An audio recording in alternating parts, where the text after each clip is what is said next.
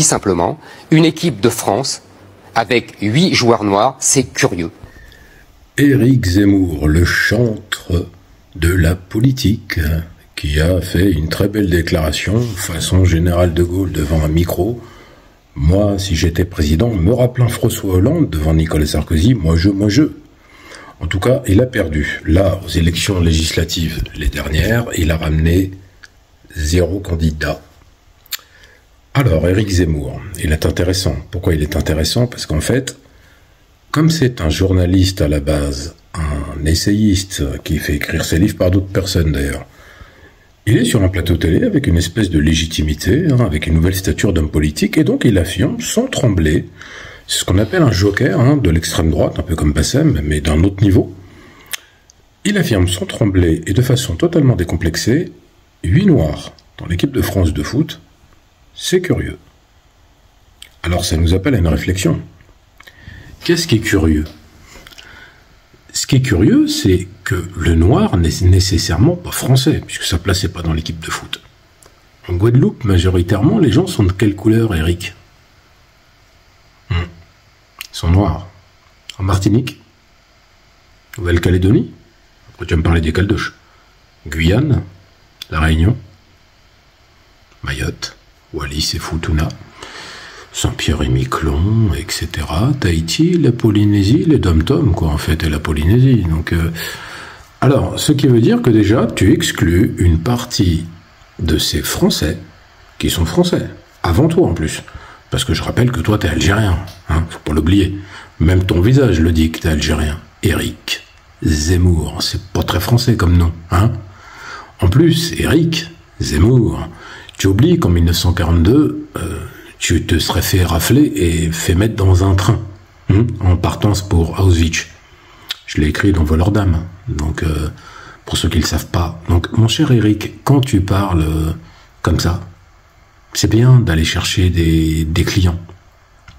Tu vois, extrême droite, tout ça, racisme.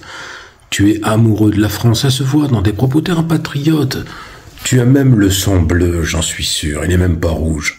Ou peut-être qu'il est rouge, bleu et blanc, bleu, blanc, rouge, c'est merveilleux. En tout cas, ce qui est très curieux, c'est les propos que tu tiens. Parce que tu exclus déjà ces Français, qui sont des Antillais, mais qui sont Français et qui sont noirs.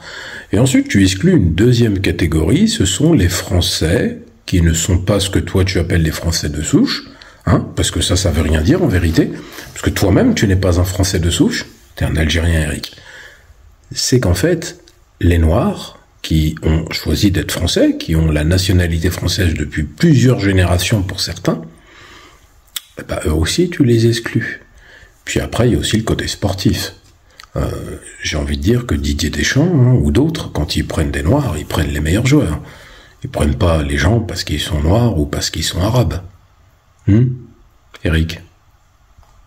Parce que, tout simplement, ça ne correspond pas à l'histoire de France.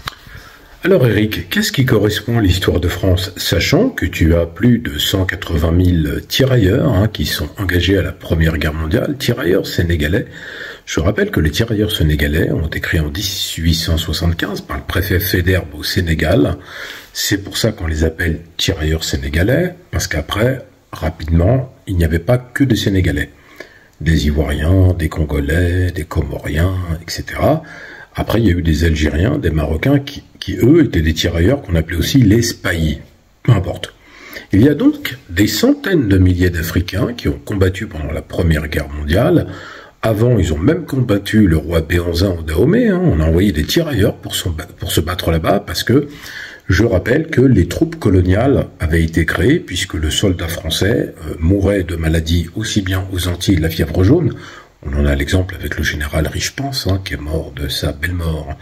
Il est arrivé en mai en 1802, il a massacré tout le monde et il est mort au mois de septembre de la même année. Voilà, comme quoi, des fois, le destin fait bien les choses. Mathieu Richepense, dont son nom est inscrit sous l'Arc de Triomphe, il est actuellement enterré, il y a sa tombe, qui est régulièrement saccagée d'ailleurs, au fort Louis Delgrès, qui avant s'appelait le fort Richepense. Il a été rebaptisé, à juste titre, et donc au fort Louis Delgrès, vous avez la tombe de ce bourreau qui a massacré et fait massacrer des centaines, des milliers de Guadeloupéens pour avoir la mainmise sur le rétablissement de l'esclavage. Bon, bref, c'était une petite digression. En tout état de cause, cette histoire de France dont tu parles, Eric, la Première Guerre mondiale, je le rappelle, juste avant, les guerres d'avant, même les guerres prussiennes, où on a intégré des Africains, hein, faut pas hésiter. Hein. Deuxième Guerre mondiale, même tarif. Guerre d'Indochine, même chose. Même pendant la guerre d'Algérie, vous avez pris des Africains pour combattre les Algériens. Il y avait des tirailleurs contre les Algériens. Je veux dire, c'est un fait, hein, c'est historique. Après, qu'est-ce que ça veut dire tout ça? Ces tirailleurs, en fait, qui ont combattu pour la France, qui ont versé le sang, qui se sont battus avec honneur, ont eu des enfants et des petits-enfants et des petits-petits-enfants. Ils sont français ou pas? C'est l'histoire de France ou pas?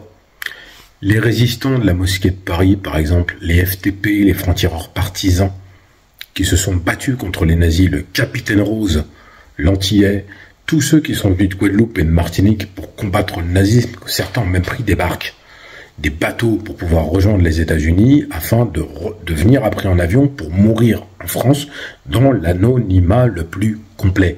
Est-ce que ces Antillais-là, c'est l'histoire de France? Oui? Non? En tout cas, ils correspondent à une histoire de France. Et ils ont autant le droit d'être français, et si leurs enfants jouent au foot, ils ont parfaitement le droit d'intégrer une équipe nationale. Ne t'en déplaise ou pas. Parce que s'ils avaient tous ta tête, Eric, qu'est-ce qu'on dirait? Qu'est-ce qu'on dirait? Puis surtout, ils ne gagneraient pas un match. France à la composition de la population française.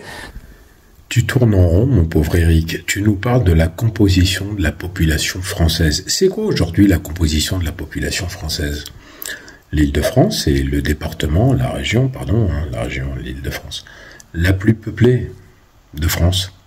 Il y a quoi en région Île-de-France? Des Maghrébins, des Asiatiques, des Noirs, Africains, Antillais, qui sont venus travailler en métropole. Même des Sri Lankais, des Pakistanais, des Afghans, tout ce que vous voulez. C'est la cosmopolitanie, comme dirait Soprano. Donc cet aspect cosmopolite de la France, hétéroclite, appelle-le comme tu veux, tu peux pas y échapper. Tu peux pas revendiquer que le français soit exclusivement blanc, gaulois, comme toi tu le voudrais, puisque toi-même, t'as pas cette tête-là. Donc ce que je veux dire, c'est que ce côté cosmopolite compose la France aujourd'hui. La France, c'est une mosaïque avec toutes les couleurs. Et je le répète encore avec force, les Antillais sont français. Même si ils sont empoisonnés au chlordécone, etc., qu'ils sont traités comme des sous-citoyens, ça reste des Français. Ça veut dire que ce n'est pas nécessairement la définition que tu as toi du français. Avec ta tête, tu vas partir, hein, on va te chasser, tu vas pas rester ici. Mais tu vas aller où? C'est ça le problème. En Algérie peut-être, mais non, parce que non, c'est pas une bonne idée. Enrico va y retourner aussi, et vous deux là, c'est pas possible. En tout cas, mon cher Eric, cette fameuse composition de la population française, dont tu parles, est complètement biaisée. Ce sont des discours qui vont plaire à un Français de souche, comme tu les appelles, hein, qui ressemble à bien un blanc et qui est assis dans son canapé en train de boire une boisson alcoolisée, certainement. Quel cliché, c'est xénophobe ça. Et qui va dire, il a raison, oui, la composition, ça va pas du tout. Non. La population française, je le répète, c'est une mosaïque plurielle. Et donc l'équipe de foot, même si ce sont majoritairement des Noirs, ce sont d'abord des compétences sportives. Mais c'est parce qu'on considère qu'un Français peut être noir, qu'il y en ait même 22, là, je sais pas combien il y a de joueurs dans une équipe. Même s'ils sont tous noirs, ils sont tous français. Sinon, ils ne feraient pas partie de cette équipe. Je sais que ça te plaît pas, mais bon, t'as pas le choix. Nous sommes, je le rappelle, la phrase du général de Gaulle, avant tout un peuple de race blanche, de religion chrétienne et de culture gréco-romaine. Donc je me dis, là, il y a un phénomène, surtout que le monde entier en parle. Voilà pourquoi il faut faire de l'histoire. Le 5 mars 1959, le général de Gaulle, qui à cette période-là, n'est-ce pas, n'est plus général, il a la stature d'un président de la République, dans une discussion avec Alain Pierrefitte, il lui dit « Nous sommes quand même un peuple, les Français, de tradition, il dit pas gréco-romaine, il dit latine, grecque, il dit pas romaine, parce que on peut le comprendre quand on a fait de l'histoire, et il parle justement de l'héritage de la chrétienté. Cette discussion, qu'il a avec Alain Pierrefitte est rapportée par la suite, mais c'est pas une déclaration qui est faite devant des micros, devant un public, à la télévision. Certains pourraient qualifier cette déclaration de Gaulle comme une déclaration quelque part raciste. Sauf que, on doit le reconnaître historiquement, De Gaulle est un Français, De Gaulle incarne quelque part une certaine idée de la France à cette période-là. Il fait part d'une réflexion, mais il faut tout le contexte, c'est parce qu'ils ont une discussion sur ce que c'est d'être français en 1959, où la France a encore des colonies, et en pleine guerre d'Algérie. Donc on n'est pas du tout dans le même état d'esprit, dans la même conception de la France. Donc il est clair que le général de Gaulle, quand il parle de cet héritage latin chrétien, c'est parce qu'il a la considération de penser que Clovis, premier roi des Français, roi des Francs, n'est-ce pas, était chrétien. Que on dit que les Mérovingiens, historiquement, enfin, il est établi que les Mérovingiens sont chrétiens, et qu'on dit même que la France est la petite fille de l'Église. Donc, en toute logique, on peut parler d'un héritage chrétien pour l'histoire de la France.